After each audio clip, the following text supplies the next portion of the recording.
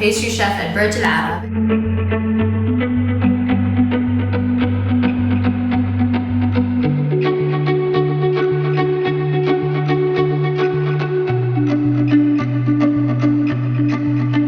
Today I'm going to be making a Karak and almond chocolate on TNL Taste of the World. So here's what we're going to start with. I'm going to take some white chocolate. There are not many ingredients in this recipe, so all the ingredients you want to get really good quality.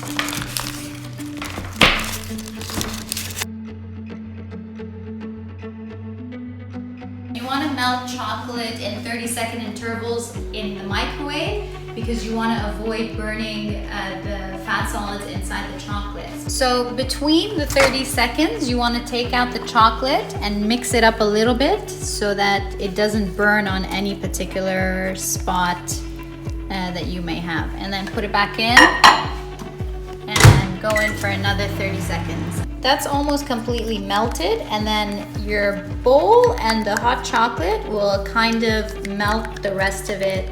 If you want to skip this whole caramelization of the white chocolate process, you can definitely go out and buy yourself this chocolate. It's already caramelized white chocolate, but I wanted to make it myself.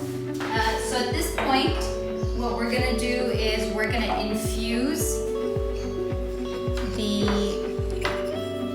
white chocolate with some tea. And this is dark tea that we use to make the karak. I'm gonna add that in. It's just a green cardamom. You wanna smash it, open it, and get the little bits that are in the inside. So you wanna let that infuse for about 5 to 10 minutes. What we're gonna do is, I have a bowl, I have a strainer, and now I'm gonna start straining the infused chocolate, caramelized chocolate, so that we don't have those bits and pieces from the tea. I've already gotten all the flavor that I need from it, so now I just need the chocolate. And you want to do that, push through.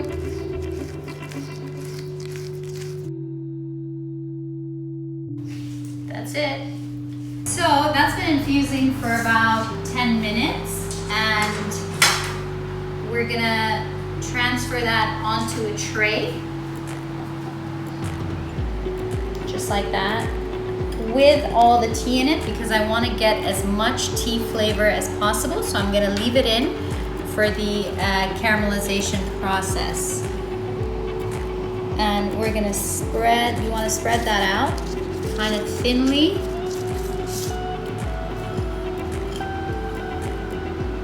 And then that's gonna go in the oven. Let's go. So what the caramelization process does is that it starts to caramelize.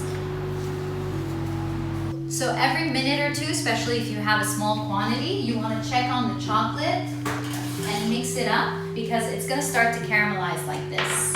And that's a good thing, so don't worry that your chocolate, your white chocolate is turning brown. That's what we wanted to do. And then mix it. And then back in the oven for another minute maybe. So what the caramelization process does is it starts to caramelize or brown the little fat solids or the milk solids in the white chocolate, and that's going to give you a really rich, deep flavor, and that's what I want to come through in this chocolate to enhance that karak flavor. So while the chocolate's in there, you want to take a pan, put some slivered almonds on here, and toast these up a little bit as well. I love to toast any nuts that I'm using in any recipe because the oils just come out, the flavor just tastes much better, and wherever we can add flavor, we do that. So I'm taking that out because that's pretty much done, and I'm adding in the almonds to toast for about 3 to 4 minutes, not a lot. And look at that. So if you've ever had a chai masala or a karak tea, you know that this is the color it should be when it's made right. And you can smell the tea in there, you can smell the caramelized chocolate, you can smell the cardamom. It's awesome. It's pretty much like having tea. That's done. I'm gonna transfer that into a bowl. So that's about 3 or 4 to 5 minutes in the oven, depends on your oven temperature. And these are nicely golden brown, toasted. They're gonna toast for another minute because they're still warm. But that's basically the color that you want your almonds to be. And we're gonna let that cool down for a little bit before we put it into the chocolate.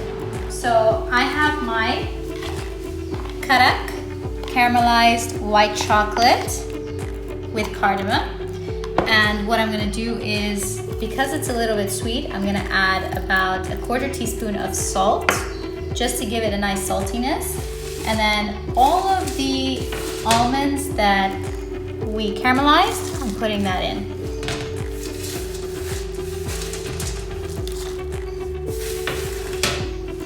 There we go. And because I like it, I'm taking some orange. So you can do orange zest, and I'm crushing that in there just for a little bit of extra flavor.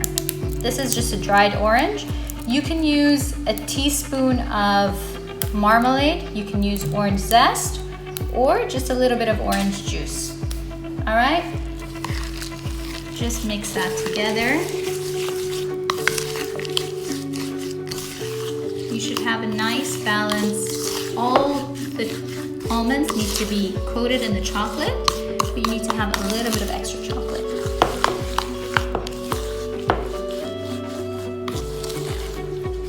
That's it.